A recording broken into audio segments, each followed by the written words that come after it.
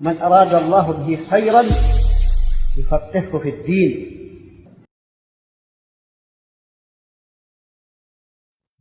بسم الله والحمد لله والصلاة والسلام على Rasulillah. Amma ba'd. Ceci est la traduction approximative de la parole prise du noble cheikh Abbas al-Johana, hafidhahullah ta'ala. Donc le cheikh dit, après avoir loué Allah et prié sur le prophète alayhi salatu wassalam, que les frères du Markaz al-Khalil lui ont demandé de faire une kalima, parole concernant le Ramadan.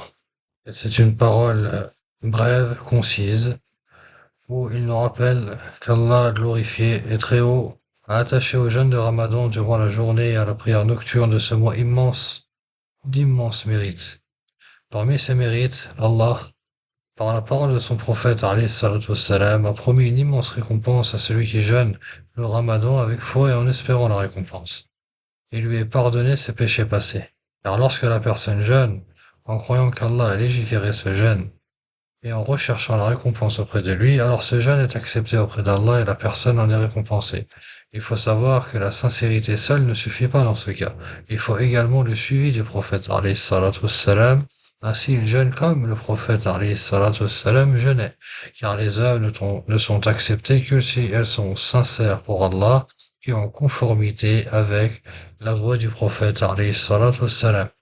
Le prophète alayhi salatu wassalam a également mentionné la récompense de celui qui prie durant ces nuits de Ramadan avec foi et en espérant la récompense. Il a dit alayhi salatu wassalam, celui qui prie les nuits de Ramadan avec foi et en espérant la récompense, ses péchés passés lui seront pardonnés. Et il a dit aussi alayhi salatu wassalam, celui qui prie durant la nuit du destin avec foi et en espérant la récompense, ses péchés passés lui seront pardonnés.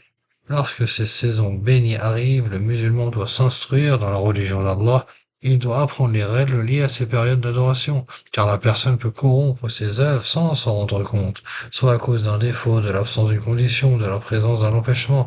Il se peut que toute la récompense disparaisse ou seulement une partie.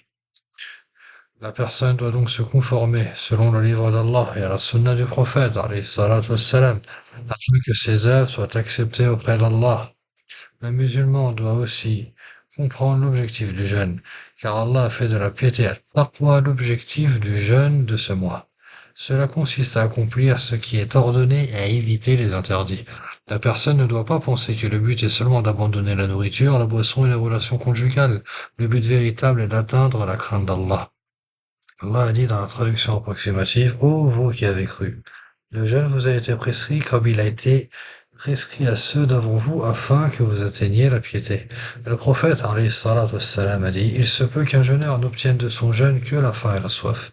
Et il a dit, alayhi salatu wassalam, celui qui ne s'abstient pas de proférer des propos mensongers et d'agir en conséquence, alors Allah n'a pas besoin qu'il délaisse sa nourriture et sa boisson. Le musulman doit donc se méfier des péchés durant ce mois, car ils peuvent être une cause de la perte ou de la diminution de la récompense. Le musulman doit aussi s'attacher au livre d'Allah durant les nuits et les jours de Ramadan, car ce mois est le mois du Coran. Allah Azza wa Jalla a dit, dans la traduction approximative, le mois de Ramadan, au cours duquel le Coran a été révélé, au cours duquel le Coran a été descendu.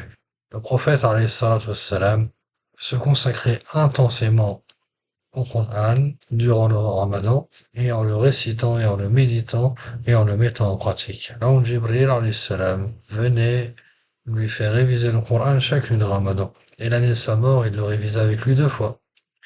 C'est pourquoi les pieux prédécesseurs disaient, le mois de Ramadan est un mois où on nourrit les gens et le mois de nourrir les gens et de réciter le Coran. Non. Le musulman doit préserver son jeûne des paroles futiles et obscènes, car la récompense du jeûne est immense. Allah a dit dans le hadith Qudsi, toute œuvre du fils d'Adam, Adam, lui appartient, sauf le jeûne. Il est pour moi, et c'est moi qui en donne la récompense. Car le jeûne est une adoration cachée que seul Allah voit. Le musulman doit donc la préserver et s'efforcer de la parfaire. La personne doit également se préparer avant l'arrivée du Ramadan. Le prophète alayhi salatu wassalam jeûnait presque tout le mois de Sha'ban. Le mois de Sha'ban est le mois qui précède le mois du Ramadan. Cela servait de préparation pour accueillir cette grande saison d'adoration. Le jeûne n'a été imposé qu'un seul mois dans l'année, et ceci fait partie de la miséricorde d'Allah envers ses serviteurs. Demandons à Allah de nous accorder la réussite dans son obéissance et d'accepter notre jeûne et nos prières nocturnes. Walhamdulillahi Rabbil Alamin.